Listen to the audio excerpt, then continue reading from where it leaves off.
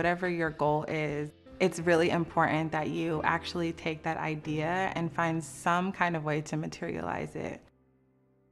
Opening your mouth and just saying exactly what it is, or sharing it with a friend, like, hey, these are some things that I'm thinking about, is also a really great way to materialize the things that are just living in your head. Using my journal was a really great way for me to acknowledge where I wanted to go and also honor where I was at the present.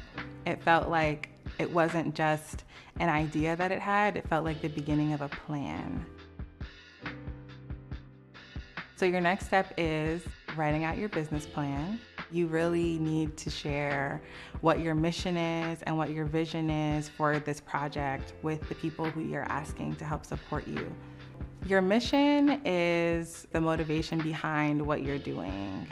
What's the larger goal that you want to accomplish? And the vision talks more about the material side of it, how you actually plan to execute that mission.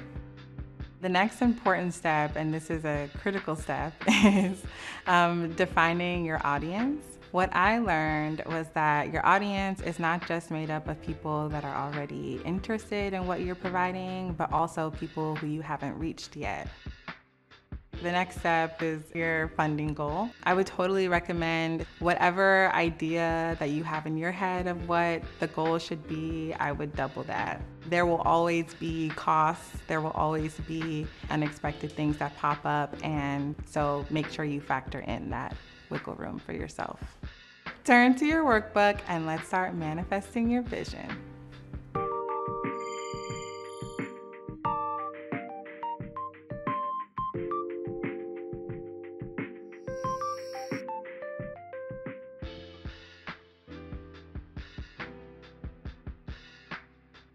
Take the time to do the research to make sure that whatever crowdfunding platform you choose is right for your industry. There are 4 different types of crowdfunding. Debt-based crowdfunding allows you to raise money, but you do have to pay the money back. So it's sort of like a small loan. Equity-based crowdfunding allows you to have backers that invest in your business, but they also have the option to own a part of your business.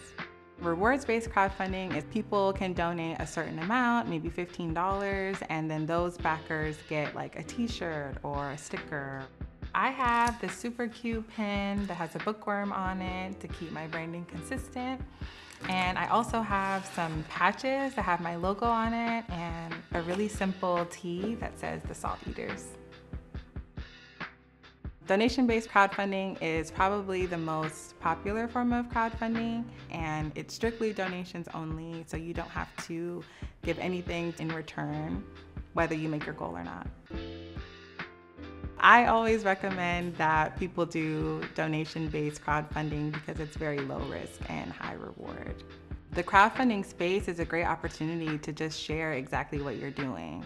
And so every time you share what you're about and what your goals are, it is doubling as a really great marketing opportunity. So folks that clicked on the link immediately got to engage with everything that had to do with the bookstore, even without visiting my website or going to our Instagram.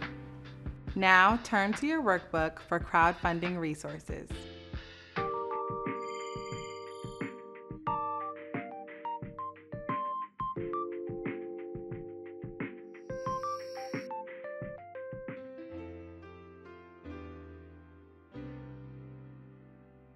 The first step to building your brand is to think about what your brand identity is.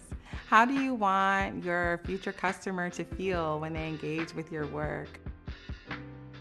I like to think of a brand as sort of like your business or your project's personality. Think about like your own personality. Like, what are the things that make you uniquely you? If someone could describe you, what might they say?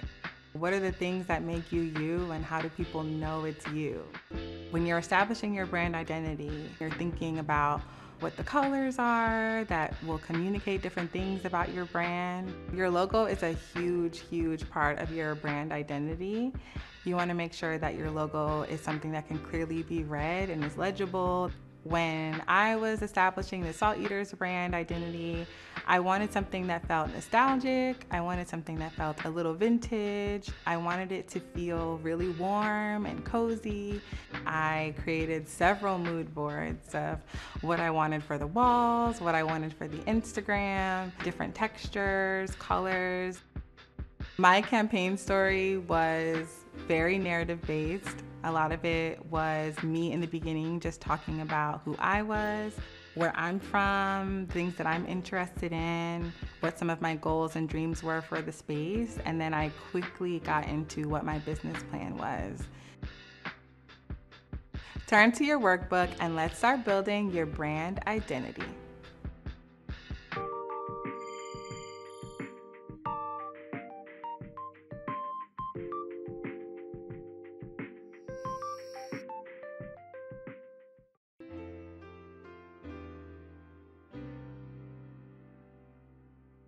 Preparing a launch plan will save you tons of time once you start actually crowdfunding.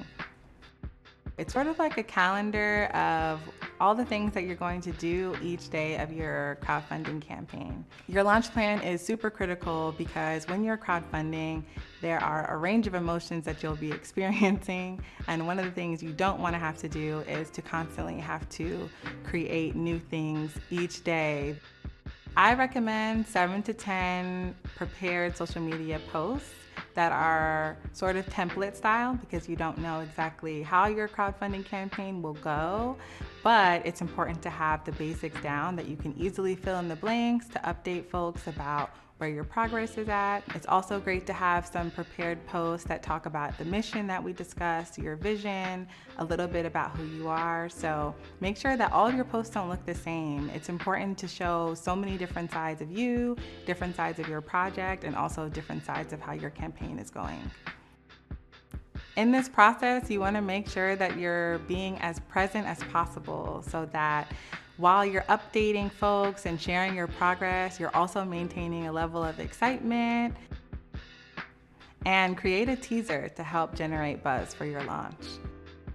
For me, my teaser was a selfie that I took with the book, The Salt Eaters, and that was kind of my secret hint.